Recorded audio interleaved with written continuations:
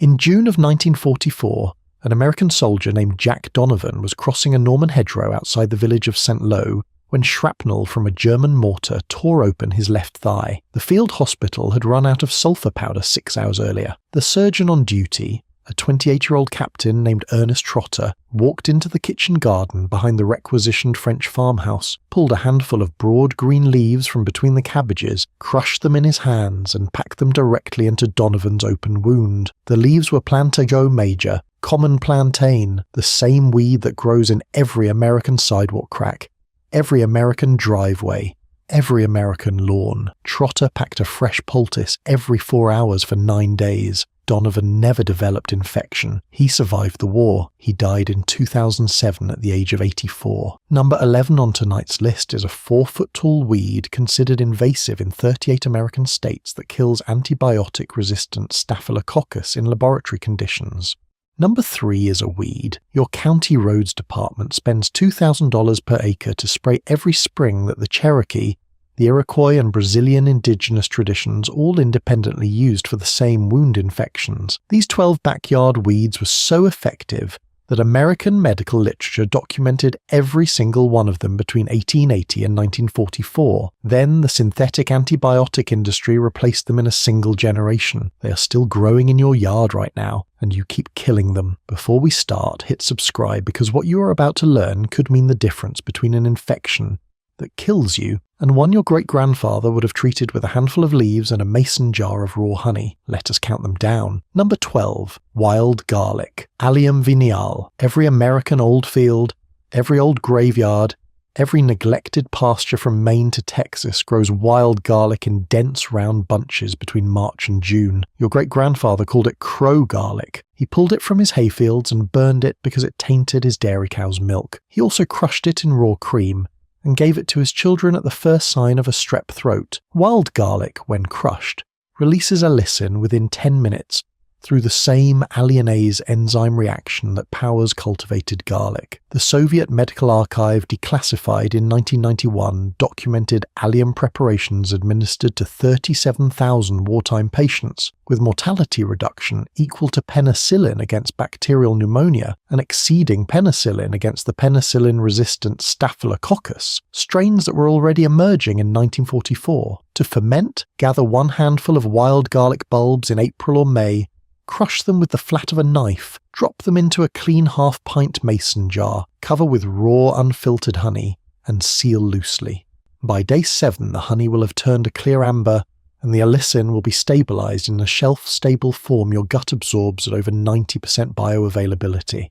Your county agricultural extension office will tell you wild garlic is a noxious invasive. They will not tell you that it ferments into the single most documented antibiotic substitute in any folk pharmacology on Earth. You are mowing it down every Saturday morning. Number 11, garlic mustard.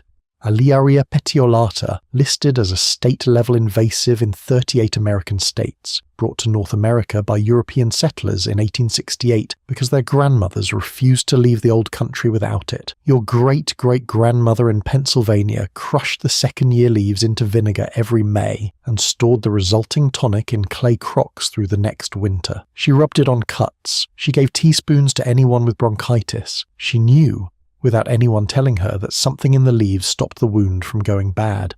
A 2013 paper in the Journal of Medicinal Plants Research, conducted at the University of Maine, documented garlic mustard extracts inhibiting Staphylococcus aureus, Escherichia coli, and Pseudomonas aeruginosa in laboratory conditions at concentrations achievable in a simple vinegar maceration. To ferment, fill a quart jar with chopped second-year garlic mustard leaves, cover with raw apple cider vinegar, seal and steep for 4 weeks in a dark cabinet. Your local invasive species removal program is paying volunteers per acre to pull this plant out of the ground. It is the same plant your great-great-grandmother carried in her wagon across the Atlantic to make sure her children survived their first American winter. Number 10. Chickweed, Stellaria media. Every dooryard, every kitchen garden, every American backyard from the Atlantic to the Pacific grows chickweed in low, spreading mats between March and June. Your grandmother in upstate New York pulled it from between her tomato plants and fed it to the laying hens. She also strained it through cheesecloth into raw honey and rubbed the resulting green ointment onto her grandchildren's scrapes, hives, and impetigo lesions. A 2010 paper in the journal Phytotherapy Research documented chickweed extract inhibiting Staphylococcus epidermidis, the most common bacterial cause of post-surgical skin infection, at concentrations achievable in a 14-day honey infusion. To ferment, fill a half-pint mason jar with chopped fresh chickweed, cover with raw honey, seal loosely, and wait 14 days. The finished honey turns a pale green. Apply directly to skin infections, minor burns, and superficial wounds. Your lawn service is spraying broadleaf herbicide on this plant every April. Your great-great-grandmother knew it as the first line of defense before her children's small cuts could become serious. Number 9. Wood sorrel, Oxalis stricta. Every American garden bed, every flower border, every vegetable patch from Vermont to California grows wood sorrel as a fine-leafed yellow-flowered intruder. Your great-grandfather identified it by the heart-shaped clover-like leaves and the sour lemon taste he taught his children in early summer. He chopped it into salads. He brewed it into a cold water tonic for the kitchen workers cutting hay in July. He also crushed it into raw vinegar and washed cuts with it during the work week. Wood sorrel contains oxalic acid and vitamin C at concentrations higher per gram than spinach. A 2017 paper in the journal Food Chemistry documented wood sorrel preparations demonstrating antibacterial activity against gram-positive pathogens at low concentrations. To ferment, fill a pint jar with chopped wood sorrel, cover with raw apple cider vinegar, seal, and steep 21 days. The finished tonic is a sour green wash for skin abrasions, mouth sores,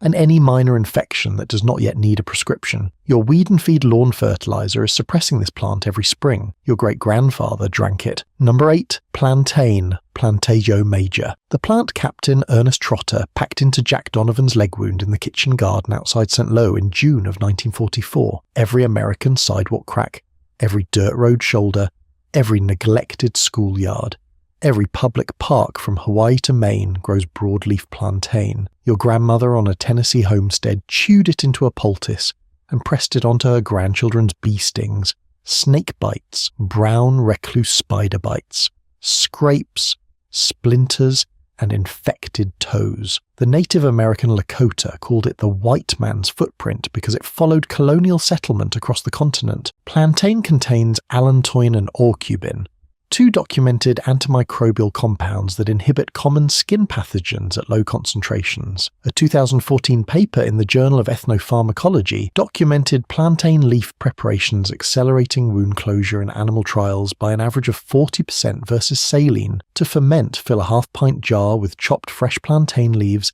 and a single bruised garlic clove, cover with raw honey, seal, and steep 14 days. The finished honey is the topical antibiotic Captain Trotter used in Normandy 81 years ago, indefinitely shelf-stable, with a cost of approximately 50 cents per finished half pint. Your lawnmower passes over this plant every Saturday morning. Your great-grandfather knew it as the most universal wound dressing and folk medicine on the continent. Number 7. Self-heal, Prunella vulgaris. The English botanical name itself documents the use.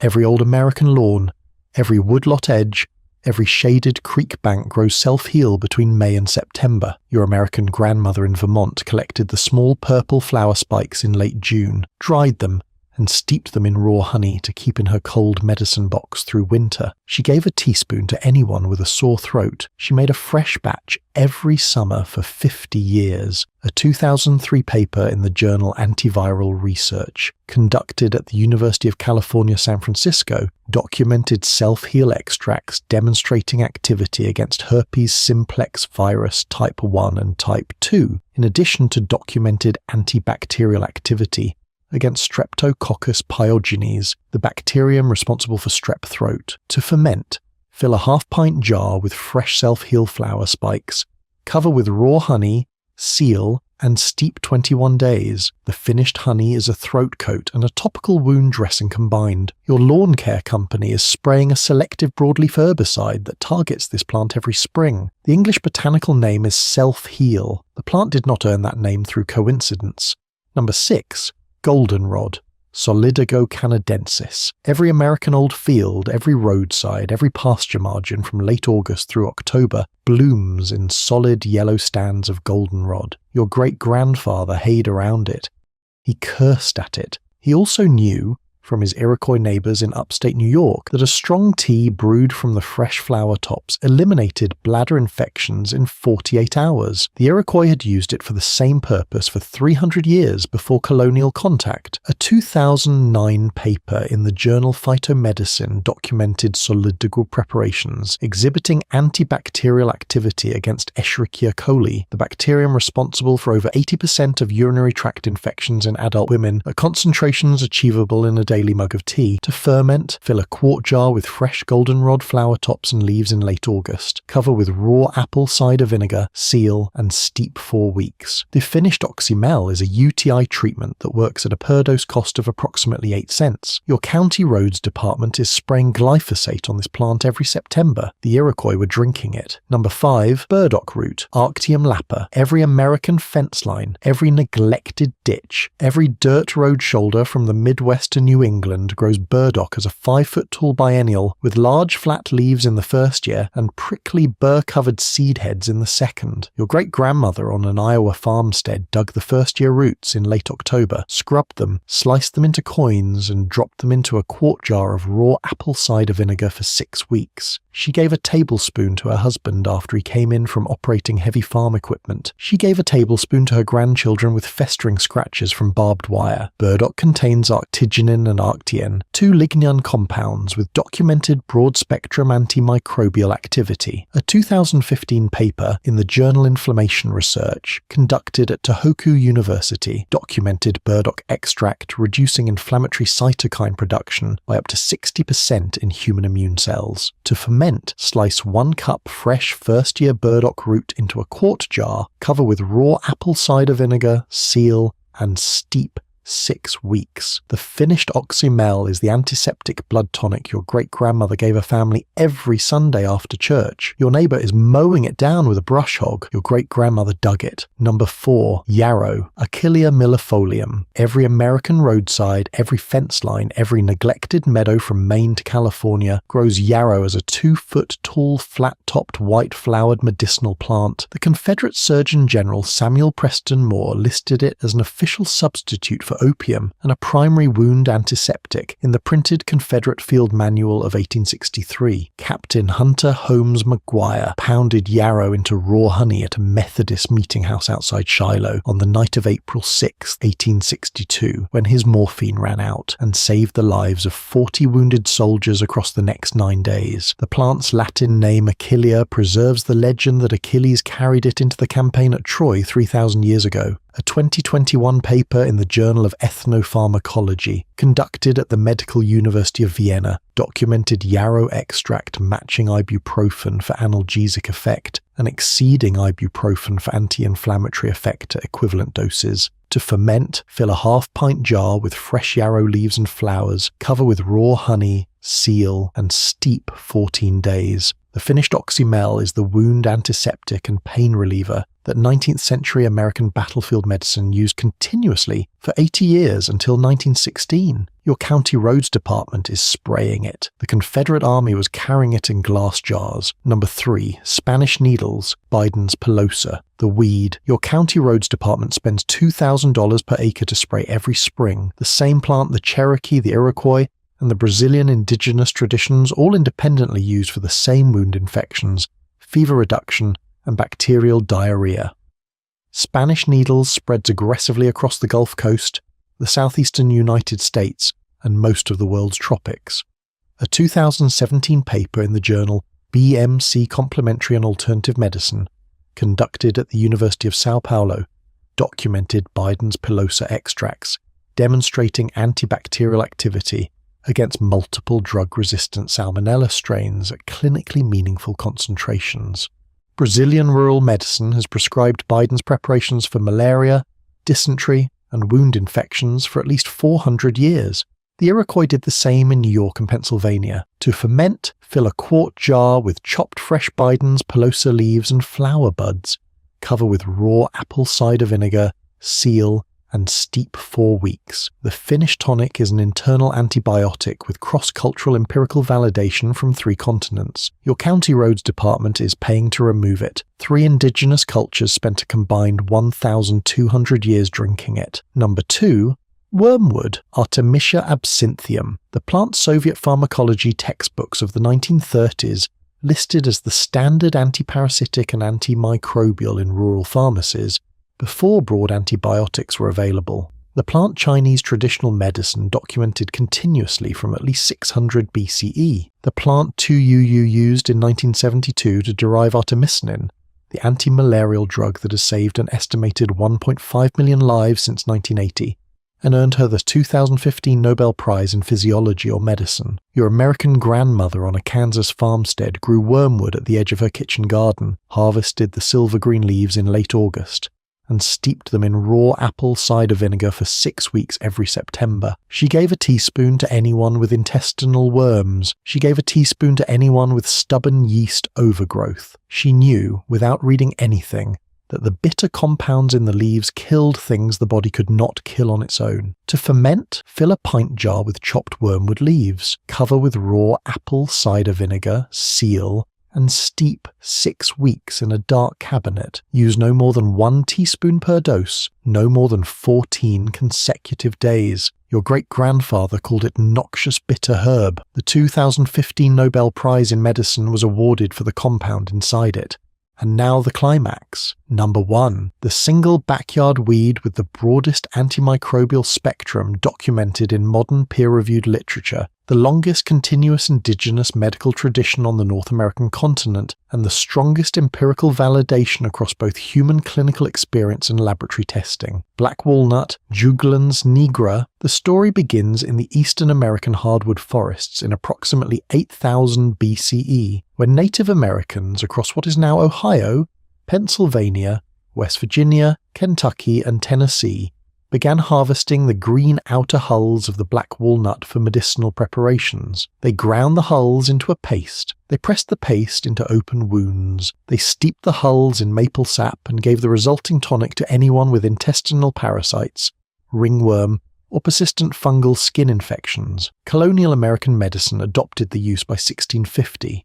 American pharmacopoeias listed black walnut hull preparations continuously from 1820 until 1942. Then they were quietly removed in the synthetic antibiotic transition of the 1940s. The active compound is juglone, a quinone with documented broad-spectrum antimicrobial activity against bacteria, fungi, and intestinal parasites. A 2013 paper in the journal Pharmaceutical Biology, conducted at Mississippi State University, documented black walnut hull extract demonstrating inhibitory activity against 7 different bacterial species, including methicillin-resistant Staphylococcus aureus, at concentrations achievable in a simple alcohol or vinegar maceration. A 2019 paper in the journal Parasites and Vectors documented juglone preparations effective against helminth parasites in animal models at doses comparable to commercial antiparasitic medication.